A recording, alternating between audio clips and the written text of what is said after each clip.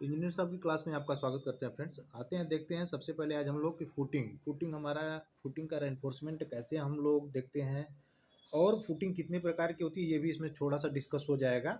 लेकिन basic level से बात होगी कि फुटिंग का रेनफोर्समेंट हम लोग कैसे देखते हैं। कभी कभी क्या है, फुटिंग का ड्राइंग मिल जाता है, हम ड्राइंग को पढ़ नहीं पाते हैं, उसको रीड नहीं कर पाते हैं, क्या कि हम लोग उसको कैसे देखें। जैसे देखिए हमारी यहाँ ट्रायंगल शेप में फुटिंग है, यहाँ पे एक रेक्टेंगुलर यानी हिंदी में अगर इसको बोले ये त्रिभुजाकार है, ये आयताकार है। ठीक है।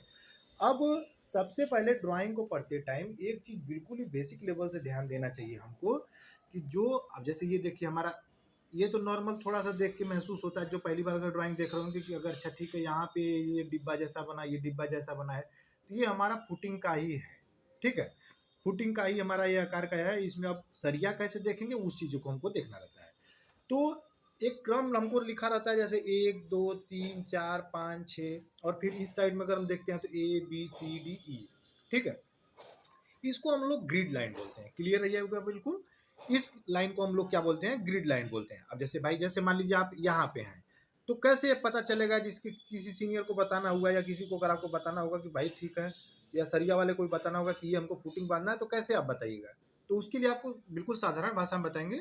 ये देखिए 3 हो गया और इधर से हमारा ये आ रहा है डी पे, यानी 3D पॉइंट पे, यानी 3D ग्रिड पे हमारा ये हमारा PC1 है। ध्यान दीजिएगा, ये PC1 हमारा फुटिंग का नाम है। ठीक है। अच्छा, फुटिंग ये पाइल कैप है, उसके बारे में भी डिटेल से बताएंगे हम कि इसको PC क्यों लिखा गया है। यहाँ पे यह फोन रहेगा तो वही हमारा रहेगा पाइल कैप, और फुटिंग में कोई अंतर नहीं है, वो सेम ही है। ठीक है, बस उसमें पाइल के ऊपर कैप बना दिया जाता है, यानी फुटिंग का आकार दिया जाता है तो उसको कैप बोल देते हैं। और वैसे अगर पाइल अगर नहीं रहेगा तो उसको हम लोग फुटिंग बोलेंगे। ठीक है। अच्छा, पाइल कैप क्या है, ये जो गोल गोल सर्कल हमारा दिख रहा है। अच्छा, एक चीज़ तो हमारा क्लियर होगा कि ये हमारा है जो लाइन आ रहा है, जो छोटा छोटा बारीक आपको लाइन दिख रहा है, ये हमारा ग्रिड लाइन इसको बोलते हैं। ये C1 लिखा है, इसके बीच में ऐसे हमारा बना हुआ है, ये एस काटा हुआ है, ये C1 कॉलम का दिखाया हुआ है, यानी ये कॉलम इसमें जो बैठेगा, कॉलम को इंस्टॉल करेंगे उसके लिए दिखाया हुआ है। ये जो गोल सर्कल है ये हमारा पाइल है। अच्छा, पाइल का प्रयोग क्यों करते हैं, जहाँ पे हमारी लूज सॉइल होती है, यानी लूज मिट्टी होती है, बिल्कुल एकदम साधारण भाषा में आपको बताएंगे। अच्छा, वीडियो अगर आपको अच्छा लग रहा हो तो चैनल को सब्सक्राइब करके लाइक जरूर कर लीजिए, और जो भी हमारे जूनियर इंजीनियर से जो भी हमारे फ्रेंड्स हैं उनको बताइए कि इंजीनियर साहब की क्लास में आपको बिल्कुल ही बेसिक लेवल से 1 से लेकर 30 दिन के अंदर आपको 100% गारंटी के साथ सब कुछ सिखाया जाएगा। आइए देखते हैं। तो ये हम इसको अच्छा, पाइल का प्रयोग हम कहाँ पर, जहाँ पर हमारी लूज सॉइल होती है, यानी ढीली सॉइल जो हमारा कहीं हार्ड सरफेस नहीं प्राप्त कर पाता है, तो उससे क्या होता है, बिल्डिंग का कॉलम या बिल्डिंग हमारी कहीं ना कहीं से कोलैप्स हो जाती है, यानी एक साइड घूम भी जाती है। इसलिए हम पाइल का प्रयोग करते हैं ताकि नीचे हमारा हार्ड सरफेस प्राप्त हो जाए एक, और जिसपे हम फुटिंग को अपना बांध सकें। बिल्कुल क्लियर। आइए देखते हैं। अब यहाँ पे हमारा ये PC1 है। अच्छा, ये फुटिंग का अगर साइज अगर हम देखना चाहें तो दिखाएंगे आपको, ये 2600 है, 2600 बाई 1100। ठीक है, इसके सेंटर से इधर 550 इधर आना है, 550 इधर आना है। इसमें क्या है, ये हमारा देखिए पाइल का है, 550 इधर आके आई हुई, 550 इधर, 1500 है, लेकिन हमारा आउटर फेस से देखेंगे तो 1100 बाई 2600 की हमारी फुटिंग बनेगी। अच्छा, अब डिटेल से हम इसको देखेंगे कि PC1 जो हमारी फुटिंग है, इसका हमको डिटेल कहाँ दिया हुआ है कि इसमें कौन सा रेनफोर्समेंट बनेगा। आइए देखते हैं। बिल्कुल ही साधारण भाषा में आपको हर चीज़ हम बताएंगे, कैसे दिखाएंगे वो देख लीजिएगा आप एक बार। अभी हमारा PC1 है, तो PC1 का अब इसका हमको डेप्थ तो हमको जानना पड़ेगा ना कि भाई अगर PC1 यानी फुटिंग का जो डेप्थ है वो कितना होगा, तो डेप्थ हमारा होगा 800 mm, यानी उसकी मोटाई जो डेप्थ होगा, फुटिंग का जो डेप्थ होगा वो 800 mm होगा।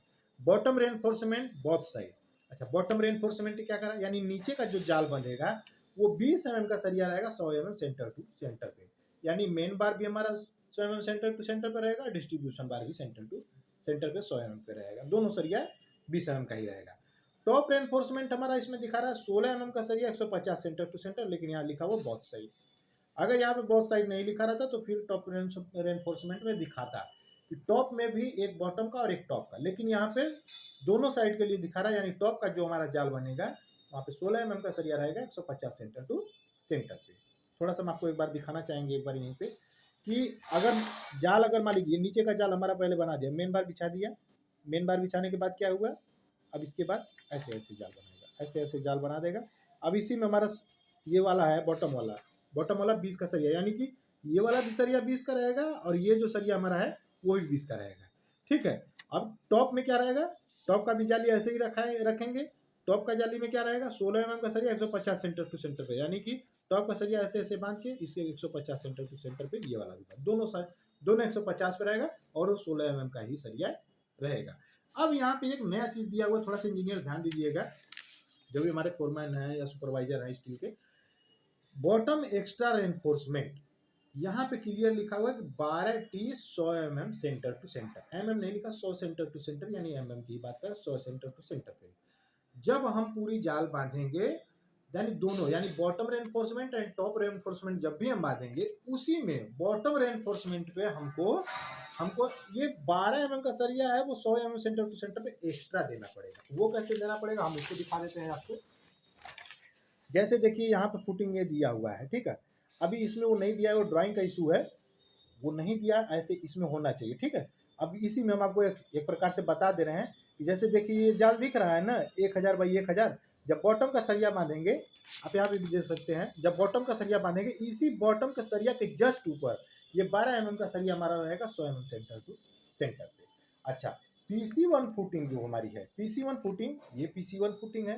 अच्छा देखिएगा, ये PC3 फुटिंग है, ये हमारा क्या है, PC2 फुटिंग है। ये जो C1 लिखा है, C4A लिखा है या C4A लिखा है, ये कॉलम जो बीच बीच में है ना, C से कॉलम हो गया, ये कॉलम के बारे में बता रहा है कि हमारा कॉलम है। क्लियर?